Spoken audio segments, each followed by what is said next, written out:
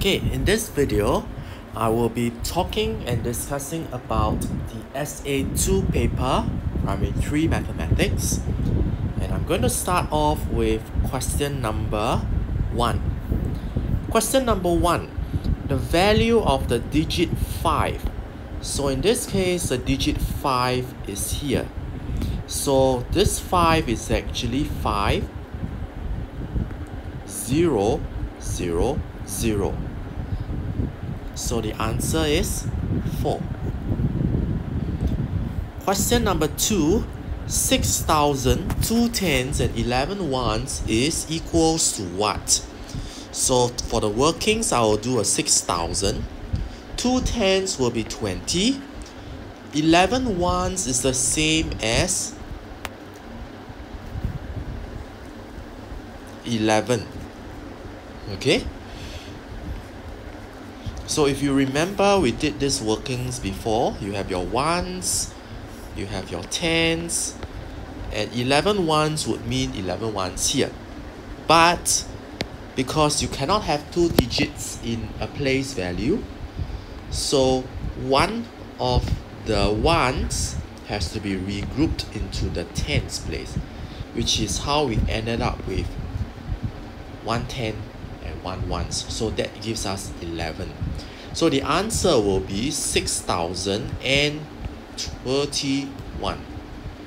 Okay, 6,020 and 11 adds up together to give you 6031. So the answer is 3. 500 less than 9367. What is the number? So 500 less than this number, it has to be a number lesser than that number. So we are going to subtract 500 from the number so that we get a number lesser than 9,367. So 7 you have there, you have 6, and you regroup an 8. You get a 13 minus 5, which is equals to 8. 8867. So the answer is 1. Okay, so that's for the first page, and just 3 questions. You can see that there's a lot of workings involved. Okay, question number 4, which of the following are where the numbers are arranged from the greatest to the smallest? Okay, let's try to remove the impossible answer. 2, 7, 2, 1, they are smaller, so we take them out.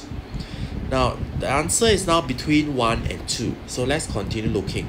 So 2917, 2917, they are the same, so we look at the next number. 2127, so this is bigger than 2179, so the answer is 2. Question number 5, which of the following fractions is equal to 212? So another word for equal is equivalent. So there are a few ways to do it. Alright, you can actually multiply them or you can divide them to find the equivalent. So if I multiply this, I get 224, which is not what the question wants. Okay, I can multiply this and try also, and I get 212, which is equals to the question. So this must be the answer. So this is if you use the multiply method. If you would like to divide, you can also do the same. You divide it by 2, you get 16, which is also the answer, option number 2. Okay, so times or divide works for this question. Question number 6, which of the following is correct? 1 meters 20 cm is equals to 1,200. So 1 meter is 100 cm. It's the same as telling me 1 meter is 100 cm and 20 cm. Does it add up to 1,002? No, that's not correct. 1 kilometer is the same as 1,000 meters. 1,000 meters plus 200 meters is supposed to be 1,200 meters. So this is not correct as well. Okay, what about this? 1000 meter and 20 meters. 1000 meter gives you 1 kilometers. 20 gives you 20 meters. So 1 kilometers, 20 meters, but that is not the correct one as well. And the last one, 1000 meter is the same as 1 kilometer. 2 meters is just 2 meters. So it gives you 1 kilometer, which is 1000 meters, and 2 meters, which is 1002. So the answer number 4 is correct. So this is for the corrections on page 3. Let's move on to question number 7. Alright, so we remember that area is the same as length times breadth, right? So one of the square, the length is 1 cm. The other one, the breadth is also 1 cm. So the area is 1 times 1, which is equals to 1. So this is 1, this is another 1, this is another 1, this is another 1, this is another 1. This is 2 triangles that make a square. So that is 6. So the answer in this case is 6. Okay. Now sometimes if the questions are tricky, they may even tell you that one side is no longer 1 cm. It can be 2 cm. Alright. And in this case, if you go by length times breadth, it will be 2 times 2. 1 square will be 4 square centimeters. So just watch out in any case if there's any tricky questions, the sides are no longer 1 cm. In this case, it's simple, 1 cm. Okay, so no problem, just counting. So answer is number 2. Let's turn over question number 8. Now look at the figures below, which 2 figures have the same parameter. So this requires a lot of hard work because you will need to find out all the parameters and then decide which one has the same parameter. So like what I said, we mark a point that says where we start counting from. 1, 2, 3, 4, 5, 6, 7, 8, 9, 10, 11, 12, 13, 14, 15, 16. So this parameter is 16. So let's count it on for B. 1, 2, 3, 4, 5, 6, 7, 8, 9, 10, 11, 12, 13, 14. Parameter is 14. So they are not equal. Let's move on and count the rest. So we're going to start here. 1, 2, 3, 4, 5, 6, 7, 8, 9, 10, 11, 12, 13, 14. Parameter is 14. Now look, the ones in red are where the parameters are both 14. So which are the 2 figures that have the same parameter? It will be figures B and C. Okay, so the answer is 3. Now you notice I didn't even bother counting figure D. Now that is only if I'm very sure that figure B and C I counted it correctly. But of course, if you are someone who is very hardworking, you might even want to still count to make sure that your answer is really correct, that it doesn't give a same parameter as well. Okay? Alright, question number 9. Let's move on. What is the time shown on the clock below? So the shorter hand, the one in red, is the hour hand. And in the one in red, it is not 6 o'clock yet. It's almost reaching 6, but it is 5 o'clock. And what about the one in long hand, which is the minute hand? It is at here. And this hand here seems to be between 50 and 55. This is 50, this is 55. So 51, 52, 53. So that is the time, 5:53. Question number 9, the answer is 1. Okay, so remember, The shorthand is the hour hand, the long hand is the minute hand. Okay, our favorite chapter, bar graphs. So the first step is, remember, step 1, you're supposed to draw the dotted lines, but in this case the dotted lines have all been drawn, so you can skip step 1. Step 2 is to write in all the numbers. So this is 6. Okay, up to this stage I still see a lot of people who have not written the numbers on top of the bar graphs. This is very wrong. Okay, when you do a bar graph, you are supposed to start off by writing all the numbers in the graph first and double check them. This is 9, this is 11, and this is 7. This is 2. So the question is asking for a person who has 2 fewer pencils than Ben. So let's check Ben. Ben has got 9. So this person, 2 fewer, will mean that we need to find out a person who has 2 lesser than 9, which is 7. So who exactly is a person who has 7? It's going to Eve.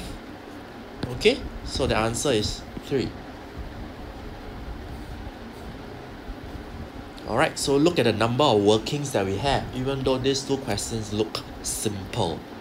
Okay, a lot of workings involved to make sure that the answers are correct. Okay, now a box can pack 6 cupcakes. What is the smallest number of boxes needed to pack all 913? So if you understand the story, you have a total of 913 cakes. You need to pack them equally into 6. So you're trying to find out how many sets of 6 there are. So you do a division. Alright, so here I'm going to do a division. 3, I bring down a 1, which gives me 5. 30, bring down a 13, and I have 12 with a remainder 1. Okay, so a lot of people, a lot of you in the past, you used to think that since smallest must be 152, but 152 cannot be the answer because in this case there is a remainder. So what happens, we have done this before, right? We said that if there's a remainder, we cannot just throw them away. We need to get another box to pack this one remainder. Okay, so instead of getting 152, you will have to add one more box, which is 152 plus 1 gives you 153. Why? Because you need one extra box for the remainder. So the answer is 153, not 152. I think we have done something like this before in the past. Okay. Now question number 12, addition of fraction. So here I see 2 different denominators. My job is to make them all equal to the same denominator. So for me to do that, I need to multiply this by 3, multiply this by 3, multiply this by 1, multiply this by 1. So all the denominators are 12 now. So the numerator is 9. For the 112, it is still 112. And I get a total of 1012. Of course, this is not the answer because I need to make it simpler. So I can divide it by 2 first. And I get 5, 6. Then I ask myself, can I simplify further? If I cannot, then this must be the answer. 5, 6. Okay, next. Arik started playing at 6:15 p.m. Now because this is the time, so you reminded me that I need a timeline. 6:15 p.m. he started. So I'm going to put a time here. Now he played for 110 minutes. Okay, so we are going to skip to the next nearest hour first. And the next nearest hour happens to be 7, which is a very nice hour. Okay, then we ask ourselves, between 6:15 to 7, how many minutes have passed? 45 minutes have passed. Okay, now 45 minutes have passed, then we need to see ourselves. 110 is no longer 110. How many more minutes to go? Let's take away 45 minutes first, since we have already skipped 45 minutes. Okay, 65 more minutes to go. Alright, now 65 more minutes to go, then I have to decide how I can skip again.